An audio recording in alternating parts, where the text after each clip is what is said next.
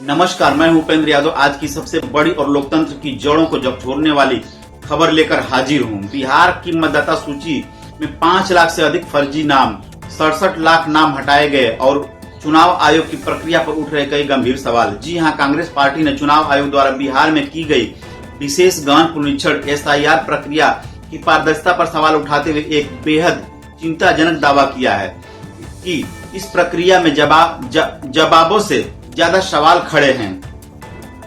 और अगर ये सवाल वाजिब हैं तो क्या बिहार की नहीं बल्कि पूरे देश की लोकतांत्रिक व्यवस्था की बुनियाद पर असर डाल सकते हैं?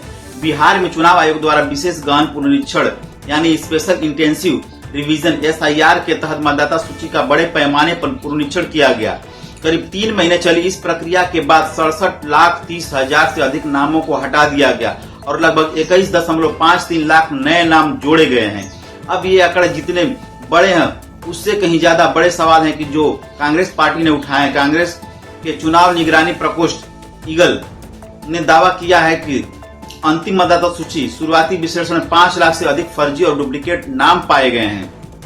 इनमें ऐसे नाम शामिल हैं जिनका नाम, पिता या पति का नाम, उम्र, लिंग, पता सब कुछ एक जैसा है, यानी मतदाता सूची में एक ही व्यक्ति एक से अधिक बार दर्ज है। तो सवाल यह है, अगर ये डुप्लीकेट नाम आज भी सूची में मौजूद हैं तो 3 महीने चला SIR आखिर किस उद्देश्य से किया गया था? क्या यह प्रक्रिया एक महज दिखावा थी? कांग्रेस के मुताबिक हटाए गए 67.3 लाख नामों में से 10% से अधिक नाम सिर्फ 15 विधानसभा क्षेत्रों से हटाए गए हैं।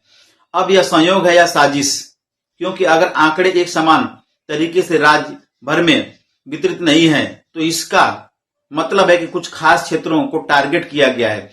क्या यह किसी राजनीतिक रणनीति का हिस्सा है? लोकसभा चुनाव 2024 में बिहार में 7.72 करोड़ मतदाता दर्ज थे, लेकिन अब नवंबर 2025 में होने वाले विधानसभा चुनाव के लिए मतदाता सूची में ये संख्या घटकर 7.42 करोड़ रह गई है। यानी कि करीब 30 लाख लोग जो अभी कुछ महीने पहले तक वोटर थे अब सूची में शामिल नहीं हैं। कांग्रेस का सवाल वाजिब है, ये 30 लाख लोग कौन हैं? क्या इन लोगों ने लोकसभा चुनाव में वोट डाला था? अगर हाँ तो अब ये कहां गए? चुनाव आयोग का कहना है कि 21.53 लाख नए मतदाता जोड़े गए, लेकिन कांग्रेस का दावा है कि फॉर्म 6 जो नए वोटर जोड़ने के लिए होता है सिर्फ 16.93 लाख ही जमा हुए हैं। यानी करीब 4.6 लाख नए वोटर ऐसे जिनके पास आवेदन फॉर्म का कोई रिकॉर्ड नहीं है। तो क्या इन्हें बिना प्रक्रिया के जोड़ा गया? कांग्रेस पार्टी ने यह भी सवाल उठाया कि चुनाव आयोग ने अब तक हटाए गए नामों की एक सुस्पष्ट एकीकृत सूची नहीं दी है। यह नहीं बताया कि किस आधार पर नाम हटाए गए। यह भी स्पष्ट नहीं है कि मतदाता आधार के बाद में कोई पूरक या अतिरिक्त सूची जोड़ने की अनुमति होगी या नहीं। कांग्रेस का कहना है कि अंतिम सूची के प्रकाशन के बाद किसी भी पूरक सूची से बदलाव की अनुमति नहीं दी जानी चाहिए, क्योंकि इससे चुनावी पारदर्शिता प्रभावित होती है।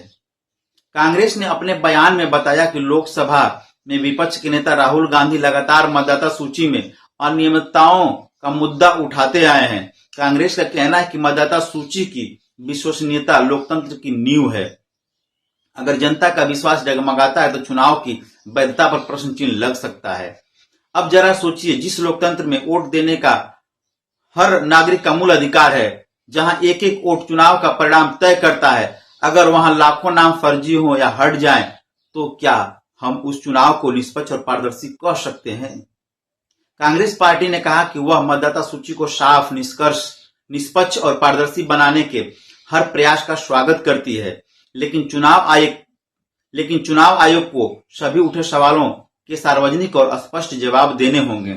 आयोग को यह भी सुनिश्चित करना होगा कि नाम जोड़ने और हटाने की प्रक्रिया विधि सम्मत और रिकॉर्ड आधारित हो। किसी भी पूरक सूची को अंतिम सूची में शामिल करने से पहले पारदर्शिता के मापदंड पूरे किए जाएं। चुनाव विश्लेषकों का मानना है कि अगर ये आरोप सही साबित होते हैं तो यह भारत जैसे लोकतंत्र में चुनावी निष्पक्षता पर गंभीर हमला माना जाएगा। कुछ विशेषज्ञों ने यह भी सुझाव दिया कि चुनाव आयोग को एक स्वतंत्र तीसरे पक्ष के जरिए वोटर लिस्ट ऑडिट कराना चाहिए। इस पूरे प्रकरण में अब सबसे बड़ा सवाल यही है कि क्या चुनाव आयोग इन सभी सवालों का जवाब दे पाएगा? क्या फर्जी नामों को हटाने और निष्कासित मतदाताओं की सूची सार्वजनिक की जाएगी और क्या यह पूरी प्रक्रिया चुनावी पारदर्शिता की कसौटी पर खरी उतरी है?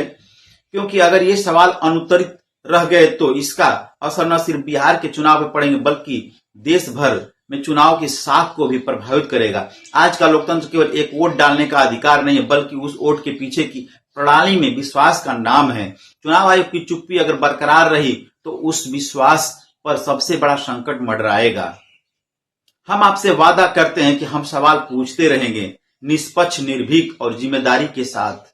फिलहाल के लिए इतना ही। मैं उपेंद्र यादव। जुड़े रहिए हमारे साथ लोकतंत्र की निगाहबानी में। नमस्कार। अगर हमारी वीडियो अच्छी लगी हो तो लाइक, शेयर और फॉलो जरूर करें।